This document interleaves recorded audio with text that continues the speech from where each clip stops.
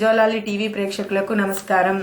నవ్యాంధ్రప్రదేశ్లోని జిల్లాల వ్యాప్తంగా సోమవారం గణతంత్ర ఉత్సవాలు అంబరాన్ని అంటాయి. ఉదయాన్నే ప్రతి ప్రభుత్వ, ప్రైవేటు కార్యాలయాలపై, దేవాలయాల ఆఫీసుల యందు మూవెన్నెల జెండా రెపరెపలాడింది. బెజవాడ కనకదుర్గ ఆలయం కార్యాలయం వద్ద ఈవో గారిచే ఆలయ సిబ్బంది, అర్చకులు, సెక్యూరిటీ సిబ్బంది కలిసి మూవెన్నెల జెండాను ఎగిరివేశారు. ఈ సందర్భంగా ఈవో గారు గణతంత్ర ఉత్సవాల గురించి మాట్లాడారు. అనంతరం ఆలయంలో పనిచేసే సిబ్బందికి ప్రశంసా పత్రాలు, జ్ఞాపికలు అందజేశారు. అర్చక విద్యార్థులకు, సిబ్బందికి చాక్లెట్లు పంచిపెట్టారు. తర్వాత ఆలయం ఈవో జోలాలి టీవీతో మాట్లాడుతూ అమ్మవారి దర్శనానికి వచ్చిన భక్తులకు సకల సౌకర్యాలు అందిస్తామని తెలియజేశారు. శానిటరీ, స్నానపు గదుల గురించి భక్తులు జోలాలి టీవీతో తెలియజేశారు. ఈ విషయాన్ని జోలాలి టీవీ అడగక శానిటరీ వ్యవస్థను మెరుగుపరుస్తామని, వచ్చిన భక్తులకు స్నానపు గదులు కూడా ఏర్పాటు చేస్తామని తెలియజేశారు.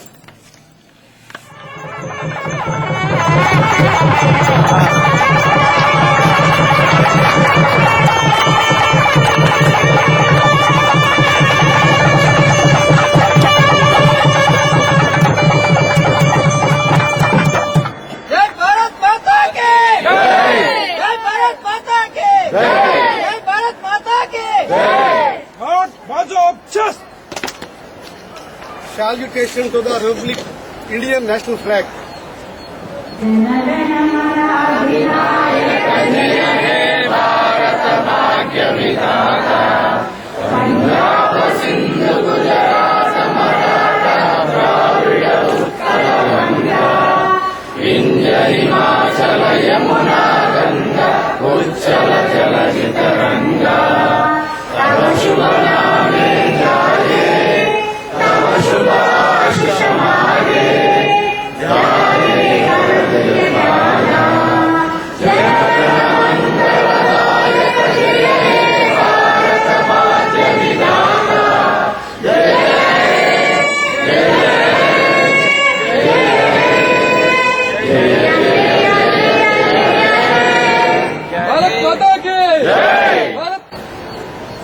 దుర్గమ్మ వారికి, శ్రీమన్నారాయణుడికి, అంబశివునికి వందనములు. మీకందరికీ నా వందనములు. మరియు 66వ రిపబ్లిక్ డే శుభాకాంక్షలు మీ అందరికీ మనస్ఫూర్తిగా తెలియజేస్తున్నాను. మనం ఫస్ట్ ఆఫ్ ఆల్ ఒక విధంగా గర్వించాలి. ఎందుకంటే భారత మాత ముద్దుబిడ్డలు మనం. భారతదేశంలో మనం పుట్టేందుకే మనం గర్వించాలి. పుణ్యభూమి, కర్మభూమి, వేదభూమికి మనం ఈ భారతదేశం. ఎప్పుడో పాశ్చాత్యులు మన దగ్గర నుంచి నేర్చుకున్నటువంటి విద్యలు, వేదములు అన్ని తీసుకుని వెళ్లి వాళ్ళెవరు పోతున్నారు, మనవారు కూడా ప్రారంభం పోతున్నారు. అదే బాగా ఉంది. మనవారు మన దేశానికి శాంతి ఇంకా బాగుంటుందని నా అభిప్రాయం. మనందరికీ తెలుసు. ఒకసారి చరిత్రకి వెళ్తే భారతదేశము మణి మాణిక్యాలతో, అన్న పానీయాలతో, మంచి పంటలతో, సింధు, గంగా నది పరివాహ ప్రాంతాలతో ఉన్న ఉత్తర భారతదేశం, గోదావరి, నర్మదా, కృష్ణా లాంటి నదుల పరివాహ ప్రాంతంతో రెవెన్యూ ప్రాంతం కూడా బాగా అభివృద్ధిలో ఉండేది. అయితే పూర్వం ఇప్పుడు 4,000 సంవత్సరాల క్రితం సెంట్రల్ ఆసియా వచ్చినటువంటి వాళ్ళు మన భారతదేశ వ్యక్తులుగా మనం అంగీకరించాము. అయితే మనం అంగీకరించకుండా ఉన్నది ఏంటంటే 11వ శతాబ్దంలో 1027 ఆ ప్రాంతంలో బహమనీ సుల్తానులు ఆఫ్ఘనిస్తాన్ గుండా, ఖైబర్ గుండా వచ్చి భారతదేశంలో మొట్టమొదట భారతదేశంలో ప్రవేశించి భారతీయులను హింసించి భారత దేవాలయాలను దోచుకున్నారు. ఉదాహరణకి సోమనాథ్ దేవాలయం మీ అందరికీ తెలుసు. అక్కడ నుంచి 11వ శతాబ్దం ప్రారంభం నుంచి అంటే 10-11 మధ్యలో ఘోరీ లాంటి పాశ్చాత్య దేశ నవాబు రాజులు భారతదేశాన్ని ఆక్రమించి మనలో మనకే తగువులు పెట్టి మన భారతీయుడు, రాజవంశిష్ఠుడు, జయచంద్రుడు లాంటి రాజును విమర్శించుకుని పృథ్వీరాజ్ చౌహాన్ లాంటి ఉత్తమ భారతీయ రాజును హతం చేశారు. ఏమి కారణం? ఒకే ఒక్క కారణం, ప్రేమించి పూజకున్న కారణం. ఏమీ లేదు. జయచంద్రుని కూతురు సంయుక్తను పృథ్వీరాజ్ చౌహాన్ వివాహం చేసుకోవడమే తప్పయింది. అంతకుమించి ఏమీ తప్పు లేదు. అది నేరం కూడా కాదు. కానీ మన దేశస్తులు వాళ్ళు పట్టుకుని బహమనీ సుల్తాన్లు, బయట వచ్చిన ముస్లిం దేశాలు భారతదేశాన్ని దేవాలయాలను దోసుకుని పాడు చేసుకుని అక్కడి నుంచి భారతదేశంలో పరాయ రాజులు ప్రవేశించారు. విస్తరించారు. రాను రాను 16వ శతాబ్దం వచ్చేసరికి విక్టోరియా రాణి ఆ ప్రాంతం వచ్చేసరికి వెస్టర్న్ కంట్రీస్ లో ముఖ్యంగా యూకే, ప్రజెంట్ గా ఉన్నటువంటి యూకే, అప్పుడు వాళ్ళు భారతదేశంలో వచ్చి ఈస్ట్ ఇండియా కంపెనీ మొట్టమొదటిగా మన కోల్కతాలో స్థాపించి వ్యాపారం చేసుకుంటూ రాను భారతదేశంలో గొడవలు పెట్టి భారతదేశంలో అన్ని రకాల రాష్ట్రాలను దాదాపుగా వసూలు చేసుకున్నారు. కొన్ని సంస్థానాలు తప్పించి అక్కడ నుంచి భారతదేశంలో పరాయి రాజులు ఇంకా ప్రమాణమైనటువంటి పరిపాలన దిగారు. మొట్టమొదట ముస్లిం రాజులు, తర్వాత ఈ బ్రిటిష్ రాజులు భారతదేశాన్ని గెలుపు చేసుకుని భారతదేశ సంపదను దోచుకున్నారు, కొలగొట్టారు. ఇలా ఎన్నో నాళ్ళు ఎన్నో బాధలు పడగా ఈస్ట్ ఇండియా కంపెనీ మీద వాళ్ళ మీద మన భారతీయులు గ్రూప్ ఏర్పడి యుద్ధాలు చేసి ఎంతో మంది మహనీయుల తర్వాత అంటే 2 రకాలు, మన వైలెన్స్ 2 నాన్ వైలెన్స్ గా చేశారు యుద్ధాలు. ఉదాహరణ నాన్ వైలెన్స్ చేసిన మన సీతారామరాజు గారు మహనీయుడు, అలాగే నాన్ వైలెన్స్ లో మహనీయుడు మహాత్మా గాంధీ. వాళ్ళు జరిగిన సిద్ధాంతం ఒకటి, నేను సహాయ నిరాకరణ మరియు నాన్ కోఆపరేషన్ మూవ్మెంట్ ప్లస్ ఆ రాజుని సహకరించకుండా నిరాహార దీక్ష చేయడం, నిరాహార చేయడం, సత్యాగ్రహం అంటే సత్యానికి అగ్రహాన్ని తెప్పించాడు వాళ్ళు. అంటే ఏ పనికి వాళ్ళు సహకరించకుండా ప్రభుత్వాన్ని సూపులో పెట్టారు. అలా పెట్టగా ఒక వైలెన్స్ సుభాష్ చంద్రబోసు, సీతారామరాజు, భగత్ సింగ్ లాంటి వాళ్ళు. ఒక పక్క నాన్ వైలెన్స్ లో గాంధీ మహాత్ముడు, నెహ్రూ గారు, పటేల్ గారు, ఇట్లాంటి వాళ్ళందరూ కృషి చేసి ఎన్నో త్యాగాలు చేసి 10 సంవత్సరాలు జైల్లో ఉన్నారు. పండిట్ నెహ్రూ గారు మీకు తెలుసో లేదు 9 ఏళ్ళు జైల్లో ఉన్నాడు ఆయన. ఆయన భార్యలో పోయింది ప్రధానమంత్రి గారు. గాంధీ గారు అయితే ఫ్రీక్వెంట్ గా జైలుకి వెళ్ళడం ఆయన చెప్తాడు. గ్లిమ్స్ ఆఫ్ ఇండియాలో చెప్తాడు నెహ్రూ గారు, మరి ఎక్స్పీరియన్స్ గురించి చెప్తాడు గాంధీ గారు. ఏం చెప్తారు, జైల్లో 9 ఏళ్ళు ఉన్నానంటే నేను హ్యాపీగా ఉన్నాను, దేవుడు మాట కోసం కృషి చేస్తున్నాడు కాబట్టి దానికి ప్రాక్టీస్ చేశాను. నేను తక్కువ ఆహారం తీసుకోవడం, ఎక్కువసేపు మెడిటేషన్ చేయడం, దేశం గురించి ఆలోచన చేశాను కాబట్టి నేను ఈ కార్యక్రమాన్ని సక్రమంగా చేయగలిగాను అని చెప్తాడు నెహ్రూ గారు, గాంధీ గారు. అదే మాట చెప్తాను గ్లిమ్స్ ఆఫ్ ఇండియాలో నెహ్రూ గారు కూడా. మీకు తెలుసో లేదు, వందే మాతరం గురించి తెలుసో లేదు, అక్కడ తెలుసుంటే చాలా మందికి, అక్కడ మీరు తెలియని వాళ్ళు చాలా మంది అక్కడ. వందే మాత్రం మన దేశానికి పెద్ద ఊపు వచ్చింది, మన రాజ్యం సంపాదన. ఏంటో ఊపు అంటే, ఈ కాశ్మీర్ జమ్మూకి వెళ్తే అక్కడ వైష్ణోదేవి ఆలయం ఉంది. ఇక్కడ ఉంది చాలా ఇల్లు ఉంటాను కూడా అక్కడికి. వైష్ణోదేవి ఆలయంలో అంటే మా అమ్మవారే దుర్గామాతే, అంటే శ్రీమన్నారాయణ యొక్క సోదరి, విష్ణు సోదరి కాబట్టి వైష్ణవి అయింది. ఆమె సమశివుని కర్మపత్ని. ఆ మహాతల్లి అక్కడ వెళ్ళడం వల్ల అక్కడి నుంచి ప్రారంభమైంది. నెహ్రూ గారి తండ్రి నుంచి ఆ వైష్ణవి మాతను ప్రార్థించడం చేసి దానిని భారతదేశం మొత్తానికి ప్రకటింప చేశారు. అక్కడ వందే మాతరం చూస్తే మీకు మొత్తం అవుతాం స్థలం. ఎందుకంటే ఇంకా దుర్గామాత కూడా వస్తారు, అలా వస్తారు. అంటే ఆ మాట దుర్గామాతే మనం ప్రార్థిస్తున్నామని. దానిని మీకు తెలుసో లేదో, ఈ ఇండిపెండెన్స్ మూవ్మెంట్ లో కొన్ని ముస్లిం ఆర్గనైజేషన్స్ ఈ వందే మాతరాన్ని పాడమని కూడా మొరాయించారు. ఇప్పుడు కూడా కేసులు నడుస్తూ ఉన్నాయి దానిపైన. అది ఒక హిందూ మతానికి సంబంధించిందని. కానీ అంటాను నేను, భారతదేశంలో పుట్టిన ముస్లింస్ కానీ, క్రిస్టియన్స్ కానీ, హిందువులు కానీ, బౌద్ధులు కానీ, జైనులు కానీ అందరూ భారతీయులు కాదా? అందరూ భారతీయులే. మన మోటో ఏంటప్పుడు, మన మోటో భారతదేశానికి స్వాతంత్ర్యం రావాలి, పరరాజు పాలన పోవాలి. అదే కదా కృషి.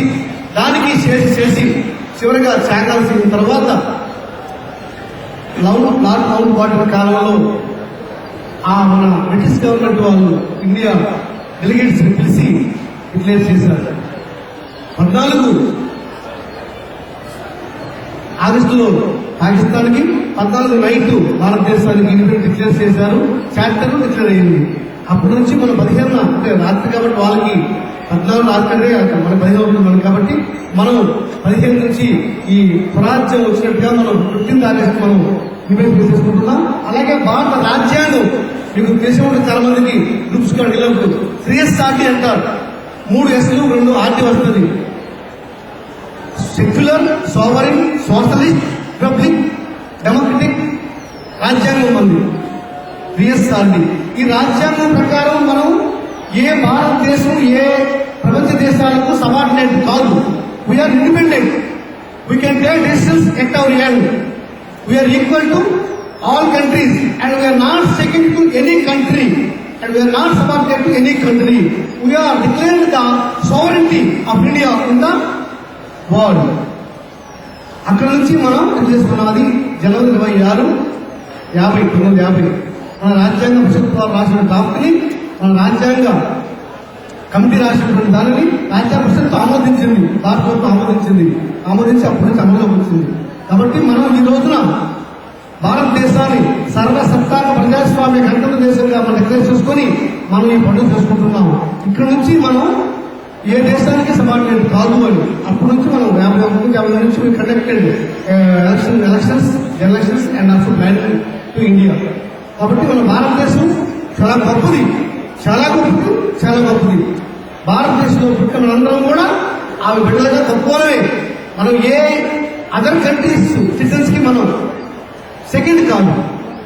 We are equal to them or more than them. అదే భారతీయ పౌరత్వం యొక్క గొప్పతనం. మనం భారత పౌరులం జనగణిస్తాం.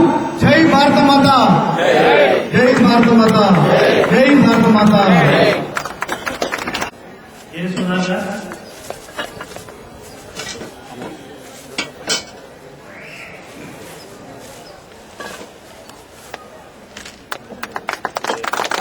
మీకే లాభం చేస్తాను.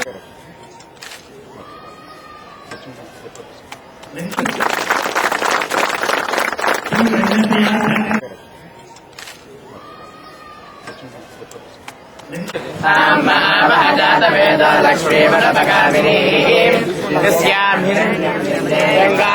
पुरुषाणहम् अश्वपूर्वान्वधमध्याम् हस्तिनादः प्रबोधिनी श्रीं देवीमुपह्वये श्रीर्मा देवी जताम् स्थिताम् हिरण्यप्राकारामार्द्रान् तृप्तान् तर्पयन्तीम् तस्मै श्रीराम् भक्तवर्णान् कामिनो वह्वये श्रियम् चन्द्राम् प्रभासाङ्किततात्परन्तीम् श्रियम् लोके देवदुष्टामुदाराम् ताम् पद्मिनीं शरणमहम् प्रपद्ये लक्ष्मीर्मेणस्य ताम् त्वाम् वृणे आदित्यवर्णम् లోపల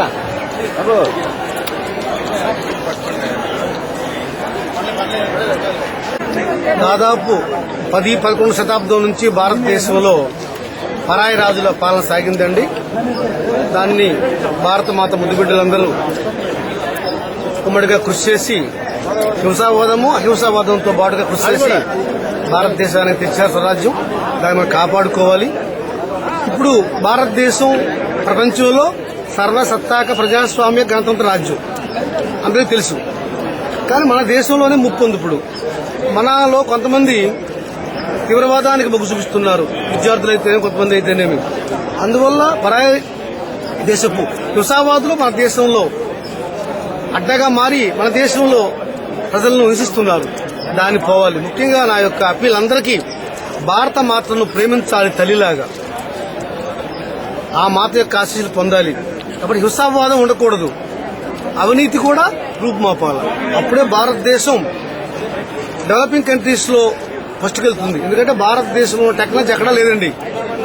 భారతదేశం నేర్చుకున్న వాళ్ళే పాశ్చాత్యులు. కాబట్టి భారత మాతకు నిజమైన నివాళి ఏంటంటే హింసావాదాన్ని పూర్తిగా నిరసించాలి, అవినీతిని పూర్తిగా నిరసించాలి. అప్పుడే భారతదేశం కంపల్సరీగా అగ్రదేశాల సరసన చేరి అత్యున్నత అభివృద్ధిలో చేరుతుంది. అందరికీ అది నా యొక్క అప్పీల్ అండి. థ్యాంక్ యూ అండి. శ్రీ దుర్గా మల్లేశ్వర స్వామివార్ల దేవస్థానం ఇంద్రకీలాద్రి విజయవాడలో ఇప్పటికీ చాలా అభివృద్ధి కార్యక్రమాలు చేశారండి. ఈరోజు రిపబ్లిక్ డే సందర్భంగా కూడా ఆ వర్క్స్ రివ్యూ చేస్తున్నాం. ముఖ్యంగా 66వ